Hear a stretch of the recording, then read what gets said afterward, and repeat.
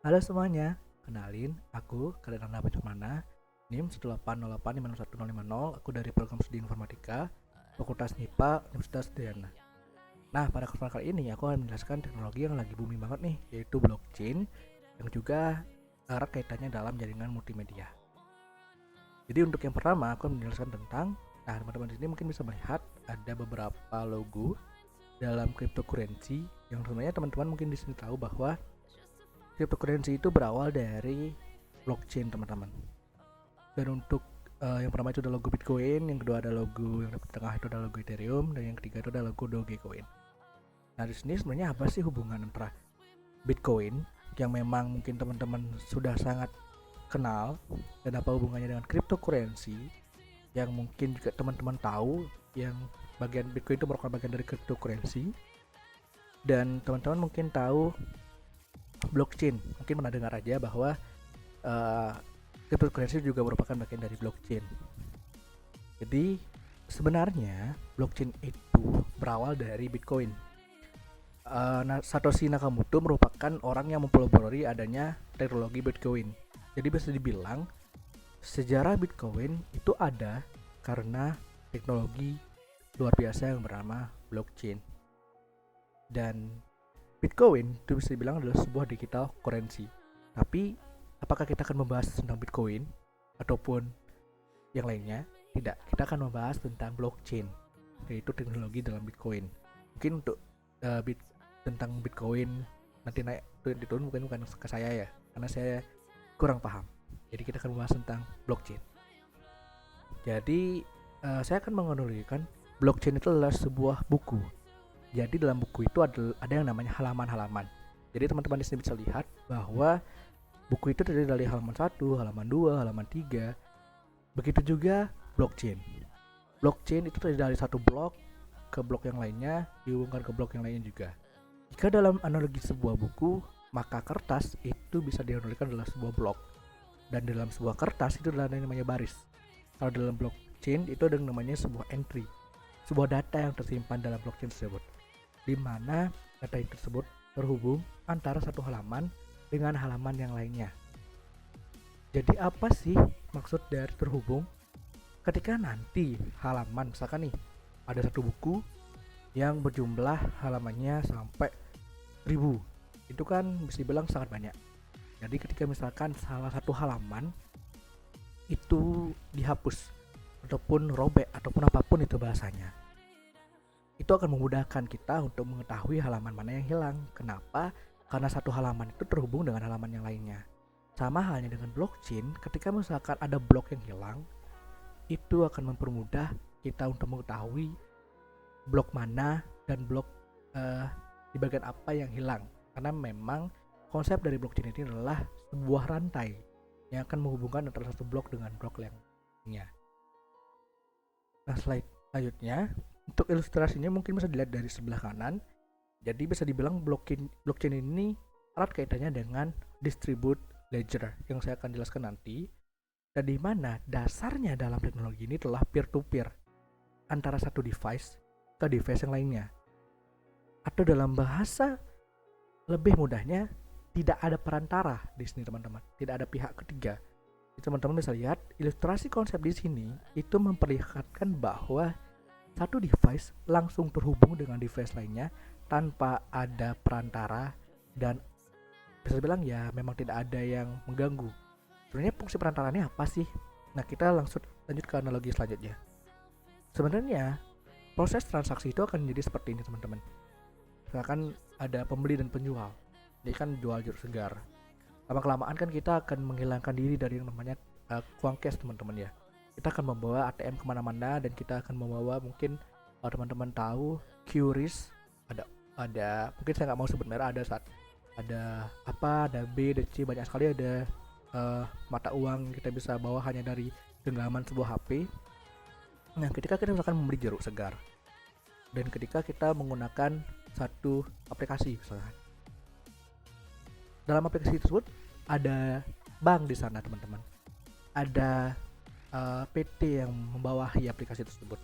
Jadi seolah-olah ketika kita membeli sebuah jeruk ke penjual, kita akan menghubungi pihak ketiga tersebut baru kita bisa membeli jeruknya. Jadi ada perantara pihak ketiga di sini, dan biasanya kita akan dikenakan fee, kita akan dikenakan yang lainnya seperti itu. Nah, disinilah peran blockchain. Blockchain ini adalah menghilangkan pihak ketiga dalam proses transaksi. Kalau misalkan transaksinya berupa Bitcoin, ya tidak ada bank yang akan saya mau membeli Bitcoin nih, saya harus menghubungi bank ini untuk ini. Jadi tidak ada seperti itu. Jadi langsung antara penjual dan pembeli, seperti itu analogi sederhananya. Selanjutnya, kalau kita membayangkan, mungkin tadi halaman ya, karena kita saya coba bawa ke benar-benar sebuah blok gitu lah. Jadi ada blok kotak 1, blok kotak 2, blok kotak 3 yang memiliki nama berbeda. Ada yang pertama adanya Genesis block, ada blok 2 dan blok 3. Mungkin pertama saya akan jelaskan tentang Genesis block, teman-teman. Genesis block ini merupakan blok pertama. Blok pertama dalam blockchain. Atau misalkan kalau teman-teman membaca, itu ada alamat yang memuat 50 koin pertama dalam Bitcoin. Yang kalau misalkan teman-teman baca, alamatnya itu sangat-sangat panjang dan sangat-sangat ribet. Itulah kegunaan dari blockchain. Dan antara satu blok dengan blok lainnya, sebenarnya ada 3 elemen ya teman-teman yang adalah blockchain itu. Yang pertama ada data, teman-teman. Jadi dalam data, tentunya kita tahu bahwa setiap blok itu memiliki data, teman-teman. Data tersebut bisa berupa, kalau misalkan analogi sederhana sebuah Bitcoin, siapa nama pengirimnya, siapa nama penerimanya, kapan transaksinya, itu akan tersimpan dalam sebuah blok. Maksudnya adalah hash. Hash di sini adalah sebuah informasi yang memuat jari atau tanda tangan, atau bisa dibilang security lah di situ itu. Jadi dalam hash itu akan menyimpan secara baik data-data yang sudah kita kumpulkan dalam sebuah blok. Dan selanjutnya adalah hash dari blok sebelumnya. Apa sih itu hash dari blok sebelumnya? Jadi hash dari blok sebelumnya merupakan intinya, teman-teman. Kalau tidak ada hash dari blok sebelumnya, kita tidak akan bisa menghubungkan antara satu blok dengan blok yang lainnya. Jadi ada yang namanya hash dari blok sebelumnya yang memuat informasi tentang transaksi apa saja yang terjadi pada blok sebelumnya. Itulah blockchain, atau dalam dua kata block dan chain gitu, teman. Jadi jenis struktur data yang digunakan di sini adalah distributed ledger yang akan didistribusikan dalam sebuah paket yang disebut blok, teman-teman. Dan itu akan terhubung dengan nama chain ataupun bisa dibilang rantai, bahasa rantai digital seperti itu. Sehingga terciptalah sebuah nama blockchain. Jadi konsep blockchain ini sangat erat kaitannya dengan distributed ledger, dan chain di sini adalah penghubung antara satu blok dengan blok lainnya sehingga dia membentuk sebuah rantai digital. Nah, jadi kita akan kembali lagi ke konsep blockchain. Jadi konsep blockchain ini erat kaitannya dengan distributed ledger teknologi ataupun DLT, di mana ketika kita melakukan transaksi pembayaran, maka transaksi tersebut akan dicatat oleh seluruh pihak dalam DLT dengan nominal yang sama. Nah, transaksi ini juga misalkan nih dalam sebuah buku, tadi analoginya kan sebuah buku, teman-teman. Kalau misalkan kita menulis sebuah buku tersebut dengan pensil ataupun pulpen, itu masih bisa dihapus, masih bisa hilang datanya. Sedangkan pada konsep blockchain, ketika transaksi sudah dicatat, sudah masuk ke dalam sebuah blok, itu tidak akan bisa dihapus, tidak akan bisa dibatalkan, dan tidak akan bisa diubah. Kenapa? Karena blockchain itu memang sebuah distribusi informasi yang akan terdapat pada beberapa pihak. Mungkin nanti akan saya jelaskan pada sistem kerja dari blockchain sendiri.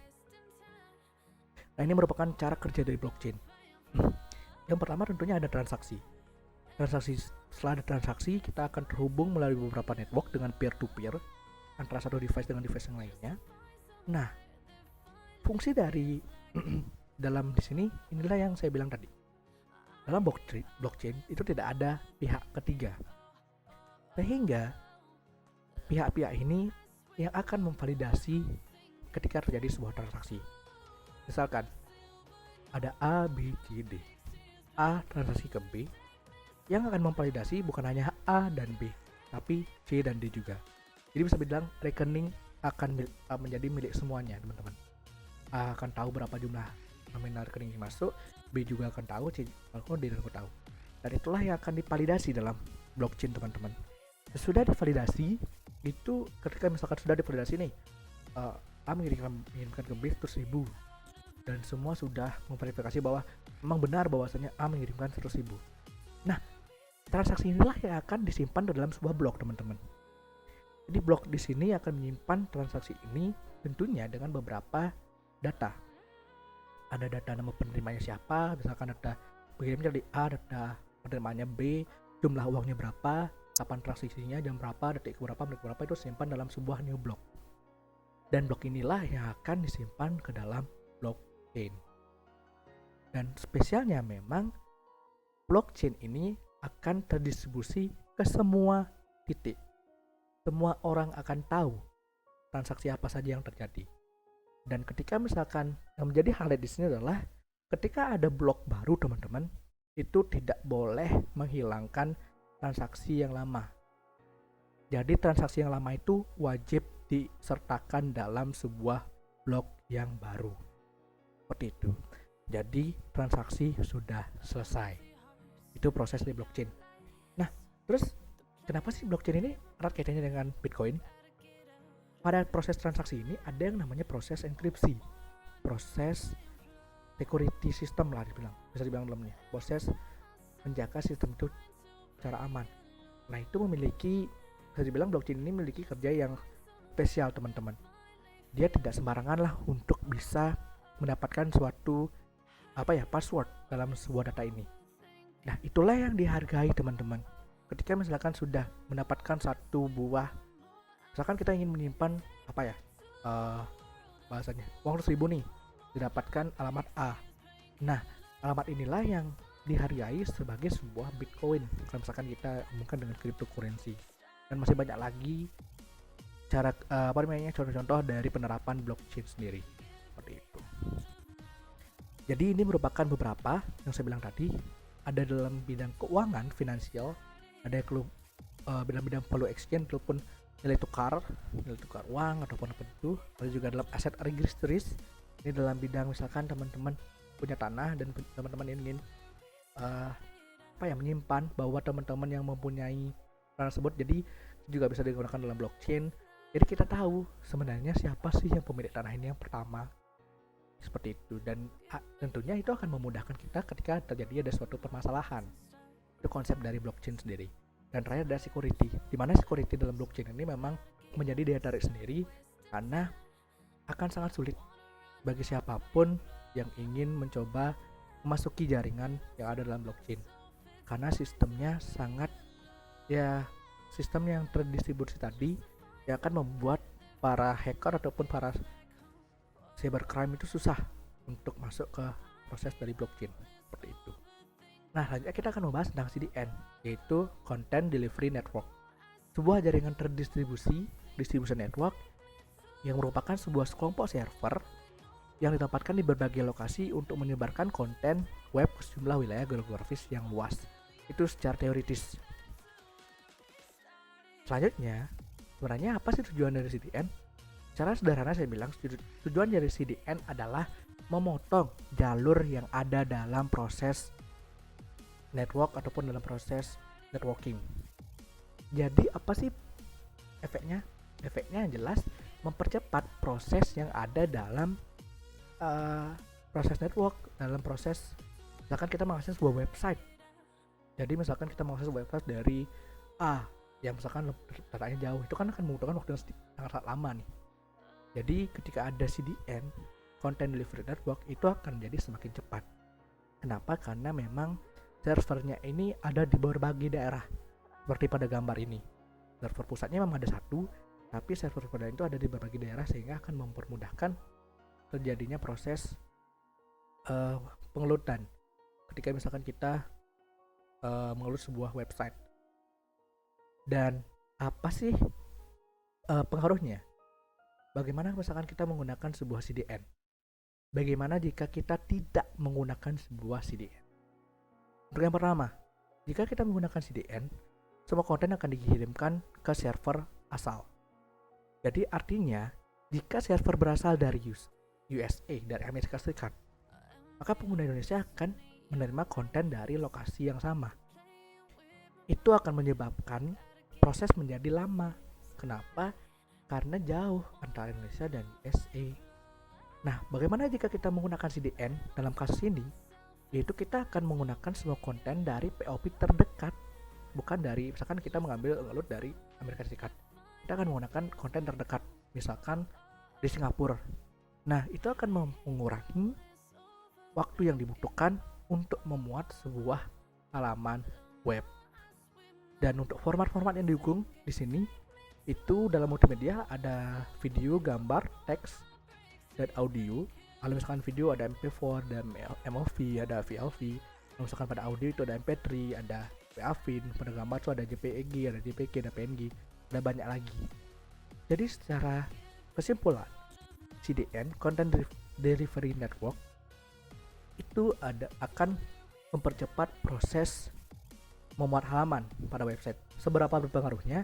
Sangat berpengaruh karena kita memiliki server di berbagai belahan dunia. Seperti itu. Dan selanjutnya, sebenarnya bagaimana sih kerja dari CDN sehingga itu membuat loading website itu lebih cepat? Apa memang cuman karena dekat dengan server ataupun bagaimana? Nah, untuk yang pertama, CDN itu akan mendistribusikan dan menyimpan berbagai tipe konten. Ada gambar, ada teks, dan file media untuk akses yang lebih cepat. Dan yang kedua, CDN juga mengurangi pemakaian bandwidth.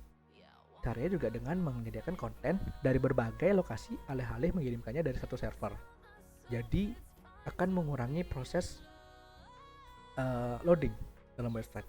Dan yang ketiga, itu menangani lonjakan traffic pada waktu-waktu tertentu.